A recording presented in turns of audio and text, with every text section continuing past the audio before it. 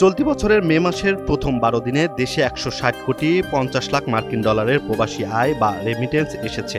বাংলাদেশি মুদ্রায় এর পরিমাণ দাঁড়ায় 19,701 কোটি 37 লাখ টাকা। বুধবার 13 মে বিকেলে বাংলাদেশ ব্যাংকের মুখপাত্র আরিফ হোসেন খান এ তথ্য নিশ্চিত করেছেন। বাংলাদেশ ব্যাংকের দেওয়া তথ্য অনুযায়ী মঙ্গলবার 12 এপ্রিল প্রবাসী আয় এসেছে 2,000 কোটি 37 লাখ টাকা। গত বছরের মে মাসের প্রথম 12 দিনে রেমিটেন্স এসেছিল 113 কোটি 40 লাখ মার্কিন ডলার।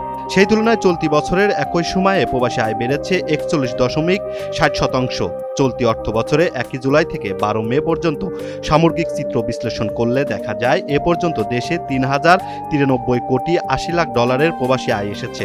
গত অর্থ বছরে একই সময় এই আয়ের পরিমাণ ছিল 2,567 কোটি 10 লাখ ডলার। অর্থাৎ গত অর্থ বছরের তুলনায় এবছর একই সময়ে প্রবাসী আয় বেড়েছে 20.50%।